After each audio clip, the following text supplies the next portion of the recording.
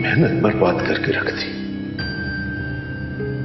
आयशा, तुमने मुझे बच्चों के सामने जलील करके रख दिया। अम्मी ये सूप पी लीजिए। दिल नहीं चाह रहा।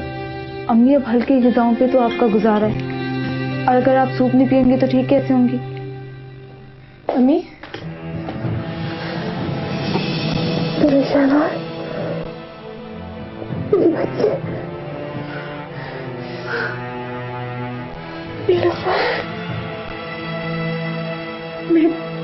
मैं कहीं ख्वाब तो नहीं देख रही? नहीं अम्मी, बिल्कुल नहीं। शहवार हम लोगों के सामने है। अल्लाह तेरा शुक्र, मैंने अपनी बच्ची को देख लिया, अपनी बच्ची से मिल लिया। मैं किस जुबान से तेरा शुक्र अदा करूं? अम्मी यकीन माने, मैंने इतनी दुआएं मांगी थी कि मैं आपसे मिल लूं। अम्मी, माँ के बगैर कोई खुशी रास नहीं आती। मैं आपके बगैर खुश नहीं थी। मैं जानती हूँ कि तुम्हारा कोई कसूर नहीं, लेकिन पता नहीं क्यों जो बेकसूर हो उसे ही तकलीफें उठानी पड़ती है। अभी छोड़े इन बातों को। अब मैं आ गई हूं ना, अब आप प्लीज मेरे लिए जल्दी से ठीक हो जाए। हाँ, मेरी बच्ची आ गई मेरे पास। अब तो मैं हजारों साल जीना चाहती हूँ। आमीन अम्मी। बस अब आप खुश हो गई हैं ना, तो इंशाल्लाह बहुत जल्दी आप ठीक हो जाएंगे। इंशाल्लाह। कोई बहन बहन नहीं है। तुम्हारी उस बहन ने कभी तुम्हारी खबर ली है? ये बदले का वक्त नहीं है शेख साहब। आयशा की तबीयत बहुत खराब है, मेरा दिल बहुत परेशान है। ऐसे में तो हर बात भूल जानी चाहिए। मैं नहीं भुला सकता। ये वो बातें हैं जो मेरे साथ कब्र में जाएंगी। एक तो पता नहीं आपको क्या है, हर बात में जिंदगी मौत को ले आते हैं आप। लगता है कुछ याद ही नहीं रहता आपको। अच्छा, इस वक्त मेरा दिमाग खाने की जरूरत नहीं है। पहले ही बहुत परेशान हूं। बाबर के बच्चे ने मेरी रातों की नींदें हराम कर दी हैं। रात को फोन पर बेइज्जती करता है, सुबह बात करो तो मुकर जाता है। आपको बाबर की पड़ी हुई, और उधर मेरी बहन इतनी सख्त बीमार है। उसे क्या हो गया अचानक, कैसे बिस्तर पर गिर गई है वो? शकीला बता रही थी उसकी हालत ठीक है। फिर वही बात, तुम्हें एक बात एक दफा में समझ क्यों नहीं आती? अब जाओ, मेरा दिमाग ना खाओ। आप कुछ भी कहें, मैं अपनी बहन की खैरियत पता करने जरूर जाऊंगी। अल्लाह ना करे अगर उसे कुछ हो गया तो ये मलाल जिंदगी भर का पछतावा बन जाएगा। अरे लोगों की तो आदत होती है, छोटी छोटी बातों को बढ़ा चढ़ाकर पेश करते हैं। अच्छी खासी हट्टी कट्टी है, कुछ नहीं होगा उसे, लिख लो।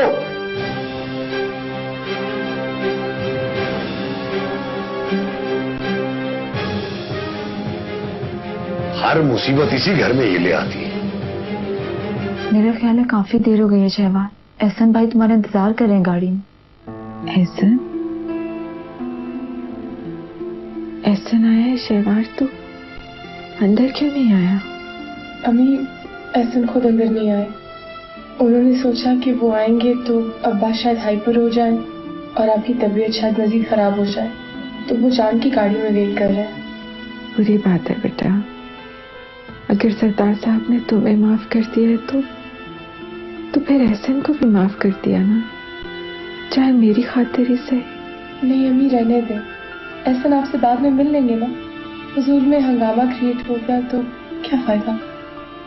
आप रेस्ट करें। नहीं बेटा, अब तुम आ गई हो ना, मेरी तबीयत ठीक है, अब मैं ठीक हो जाऊंगी। तुम्हें अंदाजा नहीं है कि मैं कितनी खुश हूँ तुम्हारे आने से। अंदाजा है अम्मी, मैं भी तो आपको देख के बहुत खुश हूँ। तो फिर क्या करना है शहवार? मुझे नहीं जाना, उनसे कह दो कि मैं अम्मी के पास रहूंगी। हाँ, अभी ऐसे कुछ दिन मेरे पास ही रहने दो। शहवार अभी तुम चली जाओ, बाद में आ जाना। अब तो अब्बू ने भी इजाजत दे दी है। तुमसे कह दिया ना मैं नहीं जाऊंगी, अपनी माँ के पास रहूंगी। आपको इस हालत में छोड़ के मैं कहीं नहीं जा रही।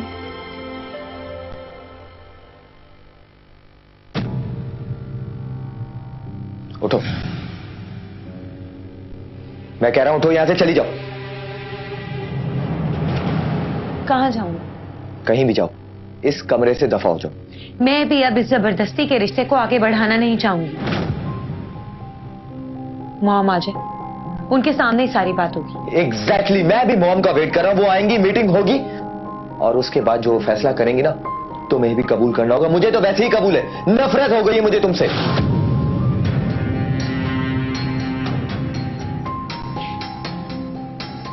बाबर, क्या आपको मुझसे कभी मोहब्बत थी? मोहब्बत थी तो तुम्हें लेके आया ना। तुम्हारी बहन को रिफ्यूज किया तुम्हारी खातिर, लेकिन मैं कभी सोच भी नहीं सकता था कि तुम इतनी चालाक हो। मैं तो सोच रहा था कि तुम एक बहुत सोफिस्टिकेटेड, बहुत पढ़ी लिखी और बहुत मैच्योर लड़की हो, लेकिन तुम वो नहीं हो नायला। इसीलिए मैं तुमसे कोई सवाल नहीं करना चाहता। मुझे पता है कि मेरे हर सवाल का जवाब झूठ ही मिलेगा। मैं किसी से डरती नहीं हूँ जो मैं झूठ बोलूं। पूछ, क्या पूछना है आपको? कुछ नहीं पूछना मुझे तुमसे। अब जो बात होगी मॉम के सामने होगी। फिलहाल तुम इस कमरे से दफा हो जाओ। चली जाती, लेकिन एक बात मेरी आप समझ रहे कि जो लोग बुज़दिल होते हैं ना, वो झूठ बोलते हैं, लेकिन मैं बुज़दिल नहीं हूं। अगर आप मुझे जल्दी हुई आग पर भी खड़ा कर देंगे ना, फिर भी मैं आपसे सच ही कहूंगी। मॉम आ जाए तो उनसे कहती हूँ कि सबसे पहले आपके दिमाग का इलाज करो। दिमाग का इलाज करना? या अल्लाह, मेरी बहन पर रहम कर दे। या भाई तला उसके मासूम बच्चों पर रहम कर दे। या अल्लाह, मैं तुझसे भीख मांगती हूँ अपनी बहन की सेहत और शफा के लिए। मुझे अब कोई और गम न दिखाना मालिक। मेरी बहन बहुत मजबूर, उसको सेहत अता फरमा, करम कर दे। आमीन।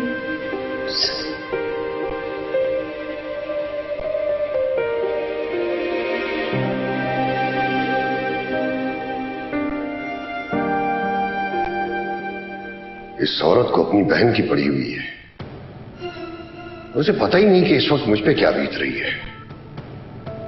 मैं बाबर के वो अल्फाज नहीं भूल सकता। क्या मेरा दिमाग खराब है? परेशानी तो यह है कि आखिर वो सुबह को मुकर क्यों गया? जो बात उसने रात को कही वो सुबह क्यों नहीं गई? जब तक ये मुअम्मा हल नहीं हो जाता मुझे चैन नहीं आएगा।